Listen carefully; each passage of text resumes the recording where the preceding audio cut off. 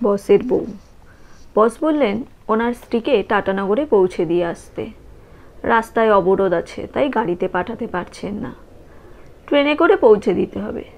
টাটানগর স্টেশনে ওনার বাপের বাড়ির লোক থাকবে, তাই স্টেশনে নামিয়ে দিয়ে আমি আবার ফিরে আসতে পারবো।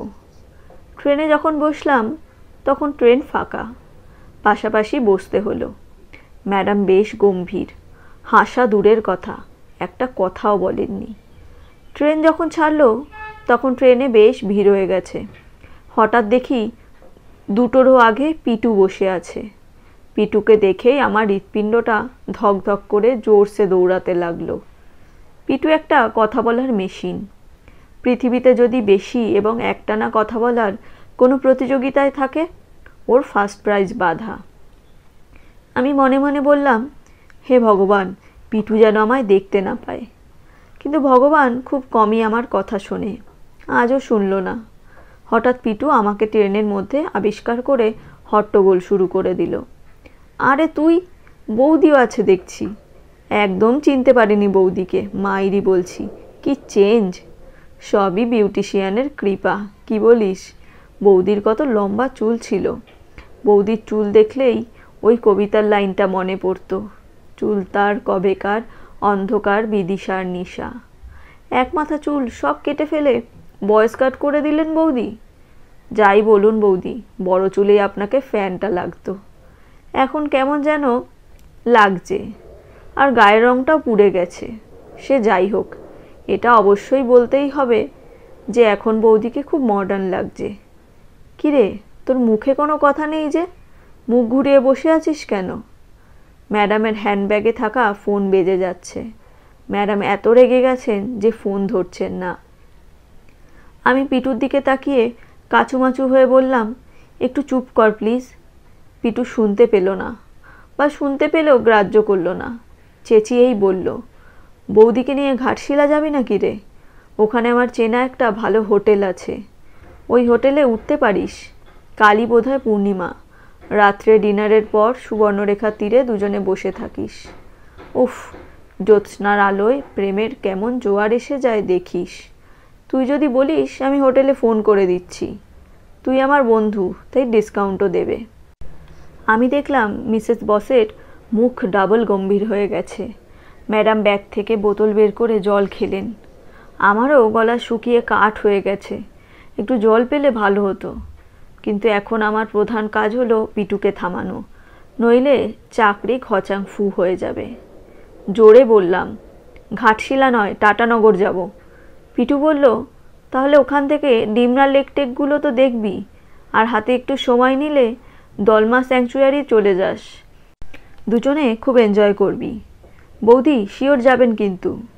আরে বৌদি, স্পিকটি নট যে, বন্ধুর সঙ্গে ঝগড়া টগড়া হয়নি তো? মান অভিমানের পালা চলছে নাকি? আমি ঠোঁটে আঙুল রেখে ইশারায় পিটুকে চুপ করতে বললাম। পিটু বলল, এই জন্যই শালা বিয়ে টিয়ে করিনি, বুঝলি? চুপ করে শান্তশিষ্ট পত্নীনিষ্ঠ ভদ্রলোক হয়ে থাকতে পারবো না বাবু। কি বৌদি, আপনার হাজব্যান্ডের বন্ধুর কথায় রাগ করলেন নাকি?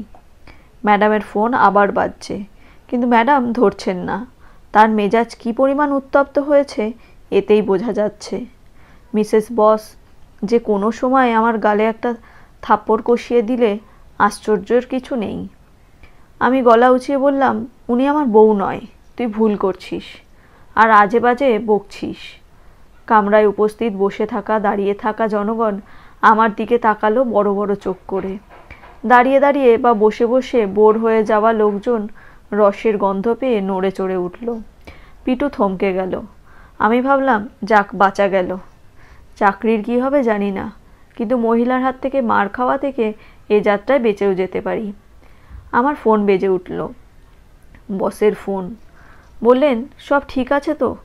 আমি 2-3 বার ফোন করলাম, ওলি মানে আমার মিসেস ধরল না, তাই আপনাকে করছি।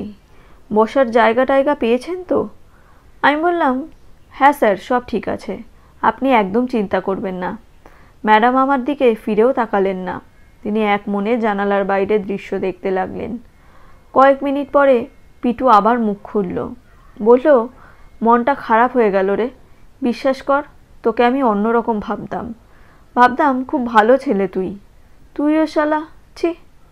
বৌদির জন্য খুব খারাপ লাগছে। বহুদিন যাইনি তোদের বাড়ি, কালই যাব। তারপর কামরার দেওয়ালকে শুনিয়ে জোরে জোরে বলল, কি পরকীয়ার জোয়ার এলো বাবা। আবার কোর্ট নাকি বলেছে পরকীয়া বৈধ। ব্যাস লেগে পড়ো বন্ধুগণ, আর কি। সর্বনাশ! পিটু কি ভেবেছে আমি অন্য কারোর বউকে নিয়ে বেড়াতে যাচ্ছি? এ তো কেলেঙ্কারির এক শেষ। কম্পার্টমেন্টের সবাই কেচ্ছার গন্ধ পেয়ে আমাদেরকে দেখছে। মিসেস বস একবার আমার দিকে তাকাতেই আমার শরীরের রক্ত শুকিয়ে গেল। যা বুঝলাম চাকরি তো যাবেই, তার সঙ্গে জেলখানার ভাতও না খেতে হয়। এত অপমান কোনো ভদ্রমহিলার পক্ষে, আবার সে যদি বসের বউ, মুখ বুজে মেনে নেওয়া অসম্ভব। টাটানগরে পৌঁছেই একটা ফোন হবে, ব্যাস আমার রাহুর দশা, শনির দশা, কালসর্পযোগ সব একসঙ্গে শুরু হয়ে যাবে। এই সময় আবার আমার ফোন বেজে উঠল, বসের ফোন। উদ্বিগ্ন গলায় বস বললেন, একটা জরুরি কারণে আপনাকে ফোন করছি। আমার মিসেস কানের একটা জটিল অসুখে ভুগছে। এটা আপনাকে বলা হয়নি। ও হিয়ারিং এইড ছাড়া কিছু শুনতে পায় না। আর এক্ষুনি কাজের মেয়ের থেকে জানতে পারলাম শোনার যন্ত্রটা পড়ে যেতে ভুলে গেছে। এই জন্যই আমার ফোন বেজে গেছে, ও ধরেনি। ইনফ্যাক্ট শুনতে পেলে তো ধরবে। আপনি কিন্তু ওকে চোখে চোখে রাখবেন।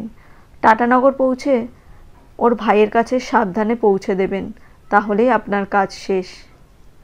কিচ্ছু শুনতে পায় না? কি আনন্দ! জ্বর দিয়ে ঘাম ছাড়ল। হ্যাঁ জানি, খুশির চোটে শব্দ এদিক ওদিক হয়ে গেছে। ভালো লেগে থাকলে একটি লাইক করবেন, চ্যানেলটি সাবস্ক্রাইব করবেন। ধন্যবাদ।